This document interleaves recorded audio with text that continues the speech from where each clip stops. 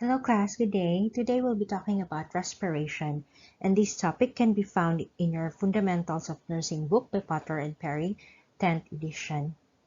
So what is respiration? Human survival depends on the ability of oxygen to reach body cells and carbon dioxide to be removed from the cells. Respiration is the mechanism the body uses to exchange gases between the atmosphere, the blood, and the cells. Respiration involves ventilation, which is the movement of gases in and out of the lungs, diffusion, the movement of oxygen and carbon dioxide between the alveoli and the red blood cells, and perfusion, the distribution of red blood cells to and from the pulmonary capillaries. So analyzing respiratory deficiency requires integrating assessment data from all these three processes. So let's now talk about the physiological control. Breathing generally is a passive process. Normally, a person thinks little about it. The respiratory center in the brainstem regulates the involuntary control of respirations. Adults normally breathe in a smooth, uninterrupted pattern 12 to 20 times a minute. The body regulates ventilation using levels of carbon dioxide, oxygen, and hydrogen ion concentration in the arterial blood. The most important factor in the control of ventilation is the level of carbon dioxide in the arterial blood. An elevation in the CO2 level causes the respiratory control system in the brain to increase the rate and depth of breathing. The increased ventilatory effort removes excess CO2 by increasing exhalation. So the term hypercarbia means there is an increase in carbon dioxide in the bloodstream. So let's now talk about the mechanics of breathing. Although breathing is normally passive, muscular work is involved in moving the lungs and chest wall. Inspiration is an active process. So during inspiration, the respiratory center sends impulses along the phrenic nerve, causing the diaphragm to contract. Abdominal organs move downward and forward, increasing the length of the chest cavity to move air into the lungs. So the diaphragm moves approximately 1 centimeter and the ribs retract upward from the midline of the body approximately 1/2 to 1 inch. So during a normal relaxed breath, a person inhales 500 milliliters of air. This amount is referred to as the tidal volume. During expiration, the diaphragm relaxes and the abdominal organs return to their original position. The lung and chest wall return to a relaxed position. Expiration is a passive process. The accurate assessment of respirations depend on the recognition of normal thoracic and abdominal movements. During quiet breathing, the chest wall gently rises and falls. Contraction of the intercostal muscle between the ribs or contraction of the muscles in the neck and shoulders is not visible. During normal, quiet breathing, diaphragmatic movement causes the abdominal cavity to rise and fall slowly. So how do we assess ventilation? Respirations are the easiest of all vital signs to assess, but they are often the most haphazardly measured. Do not estimate respirations. Accurate measurement requires observation and palpation of chest wall movement. So you do not let your patient know that you're assessing respiration. A patient aware of the assessment can alter the rate and depth of breathing. Assess respirations immediately after measuring pulse rate, with your hand still on the patient's wrist as it rests over the chest or abdomen. When assessing a patient's respiration, keep in mind the patient's usual ventilatory rate and pattern, the influence any disease or illness has on respiratory function, the relationship between respiratory and cardiovascular function, and the influence of therapies on respiration. So what are some factors influencing character of respirations? Number one, we have exercise. Exercise increases rate and depth to meet the need of the body for additional oxygen and to rid the body of carbon dioxide. Then we have acute pain. Pain alters rate and rhythm of respiration. Breathing becomes shallow. Anxiety. Anxiety increases respiration rate and the depth as a result of sympathetic stimulation. Smoking.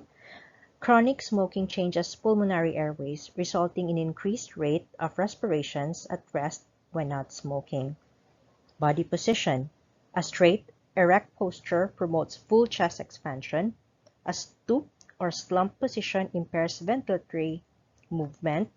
Lying flat prevents full chest expansion. Then we have medications. Opioid analgesics, general anesthetics, and sedative hypnotics depresses rate and depth. Amphetamines and cocaine sometimes increases rate and depth of respiration, and bronchodilators slow rate by causing airway dilation. Neurological injury to brainstem impairs respiratory center and inhibits respiratory rate and rhythm. Hemoglobin function, decreased hemoglobin levels, or what we call as the anemia, reduce oxygen carrying capacity of the blood, which increases respiratory rate. So those are just some of the factors, and there are still a lot of factors that can influence the character of respiration. That's why it's very important for us or you to know the disease process of your client. So when we assess the ventilation of our client, it is important to take note of these three things: the respiratory rate, the ventilatory depth, and the ventilatory rhythm. First, we will talk about the respiratory rate. We need to observe a full inspiration and expiration when counting ventilation. The usual respiratory rate varies with age. The usual range of respiratory rate declines throughout life. So if you look at this chart, these are the acceptable ranges of respiratory rate. So it is normal for a newborn to have 30 to 60 breaths per minute, and not normal for an adult to have 60 breaths per minute. So it is important for us to take note of these ranges and be guided by them when we assess our client's respiratory rate. So let's talk about the ventilatory depth. Assess the depth of respirations by observing the degree of excursion or movement in the chest wall. Describe ventilatory movements as deep or shallow, normal or labored. A deep respiration involves a full expansion of the lungs with full exhalation. Respirations are shallow when only a small quantity of air passes through the lungs and ventilatory movement is difficult to see. Moving on to ventilatory rhythm. Determine breathing pattern by observing the chest and relaxation of the diaphragm, and you observe it best by watching abdominal movements. Healthy men and children usually demonstrate diaphragmatic breathing. Women tend to use thoracic muscle to breathe. Assess by observing movements in the upper chest. Labored respirations usually involve the accessory muscles of respiration visible in the neck. When something such as a foreign body interferes with the movement of air in and out of the lungs, the intercostal spaces retract during inspiration. A longer expiration phase is evident when the outward flow of air is obstructed, like the example of when a patient has asthma. With normal breathing, a regular interval occurs after each respiratory cycle, so infant tends to breathe less regularly. The young child often breathes slowly for a few seconds, then suddenly breathes more rapidly. So while assessing respirations, estimate the time interval after each respiratory cycle. So respiration is regular or irregular in rhythm. So let's now talk about some of the alterations in breathing pattern. So when we talk about bradypnea, the rate of breathing is regular but abnormally slow. So for an adult, it's less than 12 breaths per minute. Tachypnea, the rate of breathing is regular but abnormally rapid. It's greater than 20 breaths per minute. Hyperpnea, the respirations are labored, increase in depth, and increase in rate, greater than 20 breaths per minute as well. Apnea, the respirations cease for several seconds. And we now go to hyperventilation. The rate and depth of respiration increases, so hypocarbia sometimes occurs. We knew from earlier that hypercarbia means that there's an excess of carbon dioxide in our system, so hypocarbia is the opposite. That's why we give brown paper bag to our hyperventilating clients so that they can rebreathe, or he or she can rebreathe the carbon dioxide that he lost during hyperventilation. Now, when we talk about hypoventilation, respiratory rate is abnormally low and the depth of ventilation is depressed. So, hypercarbia sometimes occurs. So now that there's hypercarbia, we need to balance it by offering or giving our client oxygen. Cheyne-Stokes respiration is the respiratory rate and depth are irregular, characterized by alternating periods of apnea and hyperventilation. Respiratory cycle begins with slow, shallow breaths that gradually increase to abnormal rate and depth. The pattern reverses, breathing slow and becomes shallow, concluding as apnea before respiration resumes. We can normally observe Cheyne-Stokes respiration if our client has congestive heart failure or stroke. And because of this disease process, there's an unstable central respiratory control. That's why they have the Cheyne-Stokes. So when we talk about Cosmos respiration, respirations are abnormally deep, regular, and increased in rate. So for Cosmos respiration, we usually can see this with clients having diabetic ketoacidosis. So there's an increase of or an excess of carbon dioxide in the body. That's why the body is trying to get rid of it by increasing the rate of respiration.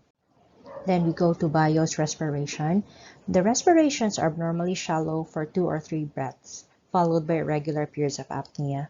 We usually can see BIOS respiration with clients having stroke or trauma. Usually it is caused by damage to the medulla oblongata.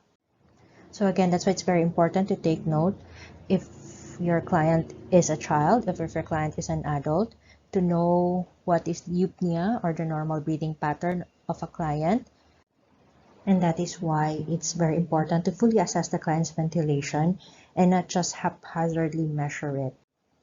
As a ventilation or the respiratory rate can speak volumes, it can even tell you if your client is going to have a cardiac arrest. I would just want to be clear when I say a client will have cardiac arrest, it doesn't mean that only through respiration can you know if your client is going to have an arrest, as all the other vital signs are important as well in identifying potential health problems. So please do not exclude assessing your client's ventilation properly, as it is a very important tool in identifying future arrest or any other disease process. So that ends our discussion about respiration.